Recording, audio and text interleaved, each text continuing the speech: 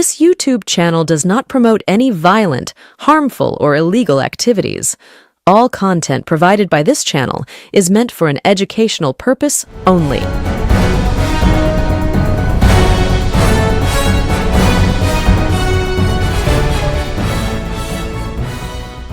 পশ্চিমবঙ্গের মুখ্যমন্ত্রী শুভেন্দু অধিকারী, তার পিতা দীর্ঘদিনের রাজনীতিবিদ, অতীতে কংগ্রেস, পরবর্তীকালে তৃণমূল কংগ্রেসের প্রতীকে জনপ্রতিনিধি নির্বাচিত হয়েছেন। বহুবার কাউন্সিলর, বিধায়ক থেকে শুরু করে সাংসদও নির্বাচিত হয়েছিলেন তৃণমূল কংগ্রেসের প্রতীকে। সেই শিশির অধিকারীর বন্ধুস্থানীয় রাজনৈতিক সতীর্থ, যেই রাজনৈতিক সতীর্থ শুভেন্দু অধিকারীকে স্নেহ বৎসল ভাবে শিশিরের বেটা বলে সম্বোধন করে প্রশংসা করেছেন শুভেন্দু অধিকারী মুখ্যমন্ত্রী হওয়ার পরে, সেই বিধায়ককে, শিশির অধিকারীর বন্ধুস্থানীয় সেই বিধায়ককে এবার তার এলাকাতেই চোর স্লোগান করে তারা মারলো ক্ষিপ্ত জনতা। বলাই বাহুল্য, এই বিধায়ক, যিনি শুভেন্দু অধিকারীর পিতা শিশির অধিকারীর বন্ধুস্থানীয় সতীর্থ, একসঙ্গে রাজনীতি করেছেন, তার সম্পর্কে শুভেন্দু অধিকারীও অতীতে প্রশংসা করেছেন। কিন্তু দেখা গেল শুভেন্দু অধিকারী প্রশংসা করা সত্ত্বেও সেই বিধায়ককে তাড়া করলো স্থানীয় জনতা, উঠলো চোর চোর স্লোগান। দেখাবো সেই বিষয় আজকে আমাদের পর্বে। আপনারা দেখছেন বঙ্গচক্র ইউটিউব চ্যানেল, আমি প্রতিবেদক সায়ন্তন চক্রবর্তী। যেই ঘটনার কথা আমরা বললাম আপনাদেরকে, সেই ঘটনা দেখাবো। কিন্তু এই মুহূর্তে তৃণমূল কংগ্রেসের তিনটে টুকরোর মধ্যে অন্যতম প্রধান টুকরো, সাংসদদের টুকরো, 20 জন সাংসদের টুকরো যারা এনসিপিআই হয়েছেন, সেই এনসিপিআই দলের মাতব্বর বা নেতাকে সুদীপ ব্যানার্জি, কাকলি ঘোষ দস্তিদার। বলাই বাহুল্য, এই দুজন সাংসদের নেতৃত্বেই বাদবাকি 18 জন চলছে। যদিও বাদবাকি 18 জনের মধ্যে 3 জন বিদ্রোহী, তারা বলছে আমরা এনসিপিআই তে আছি, কিন্তু এনডিএ বা বিজেপিতে নেই। জানেন কারা, নতুন করে বলার কোনো অবকাশ নেই, তাও বলার জন্য বলতে হয়। খলিলুর রহমান, আবু তাহের খান, ইউসুফ পাঠান, এদেরকে বাদ দিলে বাদবাকি যেই 15 জন সাংসদ এবং তাদের নেতা হচ্ছে এই 2 সাংসদ, কে সুদীপ বন্দ্যোপাধ্যায়, কাকলি ঘোষ দস্তিদার। কাকলি ঘোষ দস্তিদার ফেসবুকে পোস্ট করলে সেই পোস্টে ব্যঙ্গাত্মক যে ছবি বা রিয়াকশন, সেই রিয়াকশনে ভরে যাচ্ছে, অর্থাৎ হাহা রিয়াকশনে ভরে যাচ্ছে।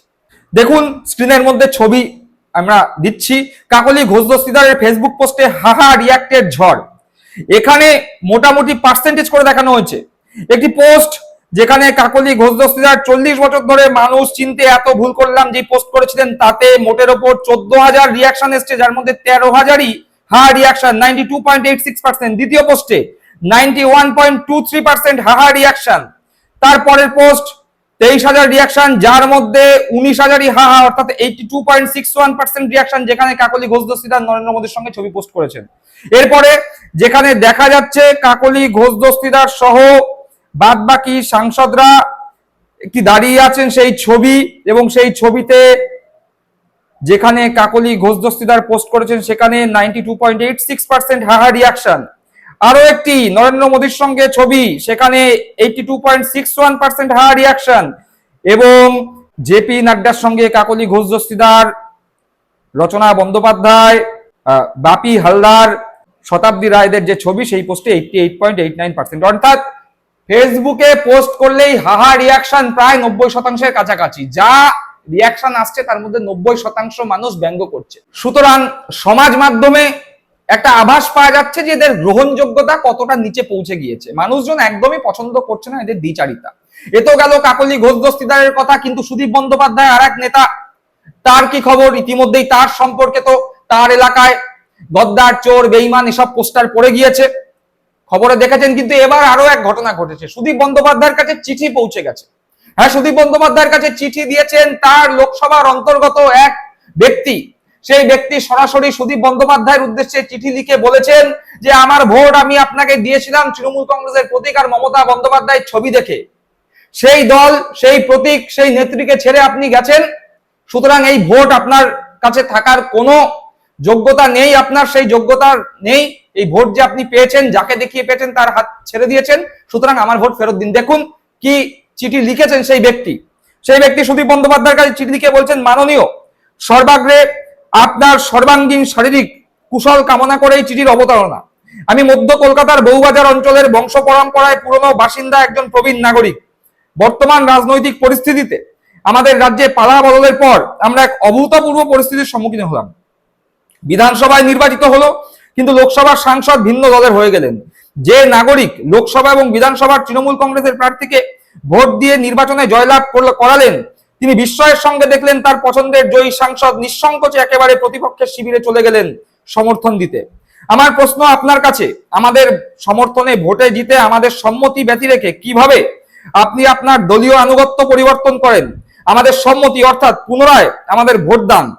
আমার এই প্রশ্ন আইনের নয়, নৈতিকতার। নাগরিকদের পছন্দ, সমর্থন, সচেতনতার সিদ্ধান্তের ভোটাধিকার নিয়ে ছিনিমিনি খেলার অধিকার কোনো জনপ্রতিনিধির এককভাবে থাকতে পারে না। বাংলার রাজনীতিতে অনেক ওঠাপড়া দেখার অভিজ্ঞতা থেকে বলছি, এই হরিয়ানা বা গোবলয়ের গরু বাছুর কেনার রাজনীতি এই প্রথম আপনাদের মারফত আমদানি হলো। বাঙালির যে স্বাভিমান ছিল এই ব্যাপারে তা ভুল উল্টিত হলো এক লহমায়।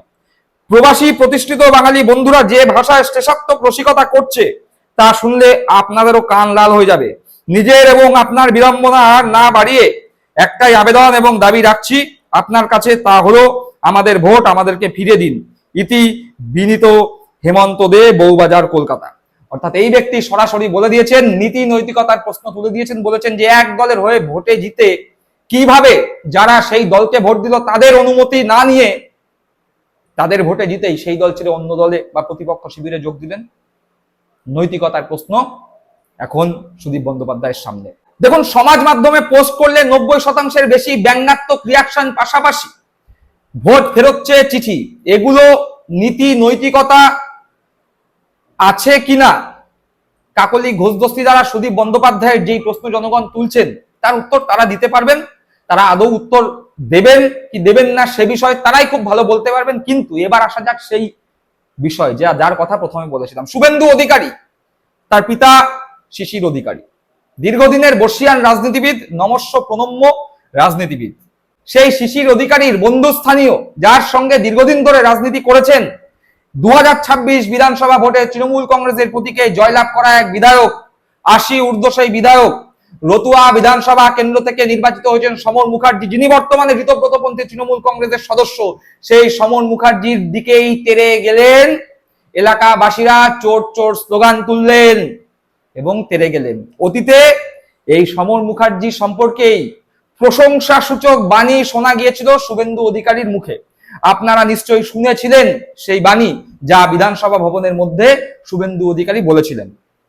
আবার এই সমর মুখার্জি, শুভেন্দু অধিকারী মুখ্যমন্ত্রী হওয়ার পরে এই সমর মুখার্জি শুভেন্দু অধিকারীকে শিশিরের বেটা বলে স্নেহবৎসল হয়ে প্রশংসা করেছিলেন, সেইটাও নিশ্চয়ই আপনারা ভুলে যাননি। জিতেছি প্রথম আসি 1982, শিশির অধিকারী আমি একসঙ্গে, আমরা কুলোরাকুর ছিলাম। তার ছেলে আজকে মুখ্যমন্ত্রী, শিশিরের বেটা। হ্যাঁ, শপথ নেওয়ার সময় তিনি উঠে দাঁড়ালো, আশীর্বাদ করলেন। যাই হোক, এটা বাঙালির কালচার। বললাম দীর্ঘজীবী হও, ভালো করে কাজ করো, বাংলা তোমাকে দায়িত্ব দিয়েছে, বাঙালির অনেক প্রত্যাশা।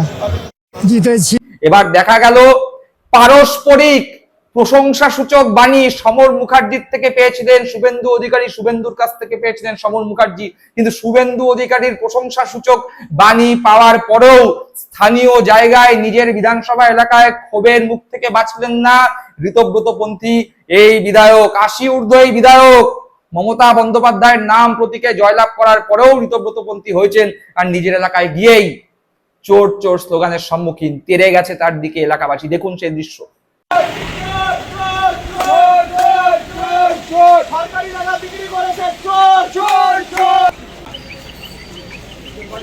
আমার বাড়ি এখানে, আমি স্থানীয় চাঁদলের ছেলে। হ্যাঁ, আপনাকে কেন বলবো? আপনি সরকারি সম্পত্তি কেন বিক্রি করেছেন? আমি করেছি। কে করেছে? আপনি তো দায়িত্বে ছিলেন। আপনি দায়িত্বে ছিলেন। সরকারি সম্পত্তি কি করে জমি আপনি বিক্রি করেন? নামটা বল। পারেন না, ঠিক আছে, বিক্রি করেছেন। পুলিশকে আমরা অবিলম্বে বলছি, আগে অ্যারেস্ট করুন। আমার নাম সমর মুখার্জি, তোমার নাম বলো। আমার নাম প্রসেনজিৎ শর্মা। প্রসেনজিৎ শর্মা চাঁদল গ্রাম পঞ্চায়েতের একজন জনপ্রতিনিধি।